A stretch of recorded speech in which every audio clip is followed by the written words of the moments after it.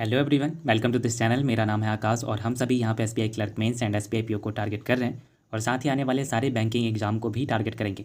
तो अगर आप इस चैनल पे नए हैं तो चैनल को अपने लिए सब्सक्राइब कर लेना, ताकि इसी तरीके के बढ़िया से बढ़िया टारगेट आपको मिले और आप टारगेट वाइज प्रैक्टिस कर सको।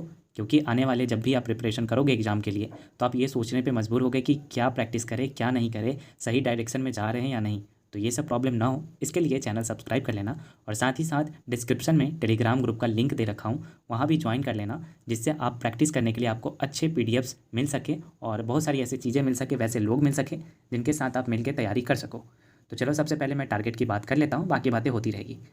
जिनका एग्जाम एसबीआई पीओ का है 24 मार्च को, उनको मॉक में फुल लेंथ का मॉक लगाना है 2+। आपको अच्छे से एनालिसिस करना है उसको, और जो भी आपका वीक सेक्शन रहेगा जिसमें आप स्टक कर गए होगे या फिर आप अटेम्प्ट ही नहीं कर पाए होगे कुछ क्वेश्चंस, तो उसका आपको सेक्शनल मॉक देना है। उसके अलावा आपको सेक्शन वाइज प्रैक्टिस में इंग्लिश में आपको RC2, cloze test 3, parajumbles 5, fillers 10, ईडर्स के 15 questions, word spelled 10 questions, phrase replacement 5 questions करने हैं।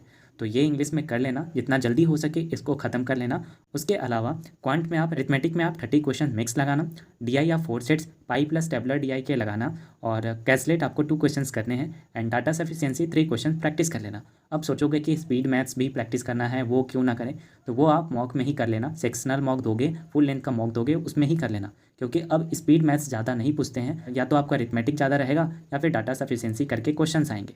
तो स्पीड मैथ्स आपका मॉक में ही कवर हो जाएगा। इन सब की प्रैक्टिस ज़्यादा करो ताकि आप वहाँ ज़्यादा से ज़्यादा अटेम्प्ट कर पाओ, क्योंकि सारे एग्जाम में अभी तक क्वांट मॉडरेट रहा है, तो आप वहाँ जाओ तो ज़्यादा बना पाओ, थोड़ा सा अच्छा कर सको पिछले जितने भी एग्ज़ाम दिए हैं उन सब से। तो ये कर लेना। और रीजनिंग में आपको पजल में 10 क्वेश्चंस लगाने हैं, वेरिएबल्स वाले लगा लेना क्योंकि वेरिएबल्स वाले पीओ में ज़्यादा आते हैं। ब्लड रिलेशन आपको 3 क्वेश्चंस करने हैं, एंड डायरेक्शन एंड डिस्टेंस के 2 क्वेश्चंस कर लेना। इसमें भी सेम है, मिसलेनियस आप मॉक से ही कर लेना प्रैक्टिस।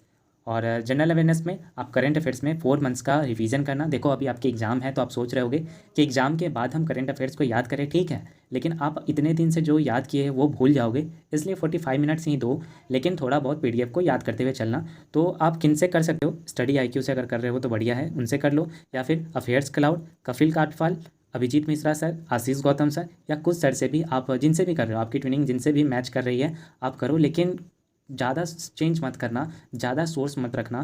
पीडीएफ रखो, एक रखो, 2 रखो, लेकिन उससे ज़्यादा नहीं, 2 नहीं, एक ही रखो, लेकिन अच्छे से उसको एक बार 2 बार रिवीजन करते हुए चलना। अब मैं एसबीआई क्लर्क मेंस की बात कर लेता हूँ। तो उनको इंग्लिश में RC2 हार्ड लेवल की, cloze test 2, parajumbles 5 questions, phrase replacement 5 questions, word swap 5 questions, and एक सेक्शनल मॉक आपको देना है। प्लस आपको इसका अच्छे से एनालिसिस करना और खासकर ध्यान रखना कि हमारी एक्यूरेसी बेहतर है, एक्यूरेसी पे काम करना। क्वांट में आप स्पीड मैथ्स करो, जिसमें आप प्रैक्टिस विद टाइमर करो।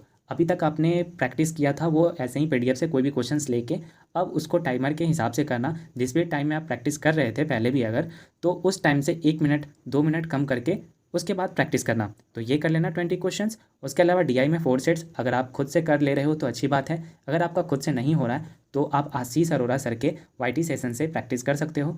वो जब क्वेश्चन बनाए उनसे पहले खुद बना लेना, देन देखना कि वो किस तरीके से क्या अप्रोच से कर रहे हैं, तो ऐसे कर लेना। और कैस्टेट में आप 2 क्वेश्चंस करना, और अरिथमेटिक में 20 क्वेश्चंस लगा लेना, और एक सेक्शनल मॉक जरूर देना। भले ही आपके क्वेश्चन ज़्यादा अटेम्प्ट नहीं हो पा रहे हैं अभी, फिर भी आप एक सेक्शनल मॉक दो ताकि आपका एक आदत बन जाए। जब आप फुल लेंथ का मॉक दोगे तो उसमें आपको इसका फ़ायदा मिलेगा, ठीक है। रीजनिंग में आपको पजल 4 सेट्स करनी है, मिसलेनियस में आपको input output 5 questions, coded inequalities 5 question, logical reasoning में आपको 4 क्वेश्चंस, एंड सेक्शनल मॉक इसमें भी सेम रहेगा। चाहे क्वेश्चंस बने या ना बने, अटेम्प्ट ज़्यादा बढ़े या ना बढ़े, लेकिन सेक्शनल मॉक देकर मॉक की आदत जरूर लगाओ। जनरल अवेयरनेस में आप करंट अफेयर्स 4 मंथ्स का रिवीजन कर लेना, दिसंबर टू मार्च सेम वही पीडीएफ रहेगी और वही सर रहेंगे जिसमें मैंने बताया। तो दोस्तों यही टारगेट है, इस पे लगो, अच्छे से कोशिश करो। अगर पूरा नहीं होता है तो कोई बात नहीं है, 60 से 70% भी कर ले रहे हो तो बहुत है, क्योंकि ये बहुत हाई लेवल का टारगेट है, इससे ऊपर नहीं हो सकता। अगर टारगेट की बात करूँ तो इतना भी कर लोगे ना तो बहुत है। तो इस टारगेट पर लगो, अच्छे से लगो, एंड अच्छे से प्रिपरेशन करो।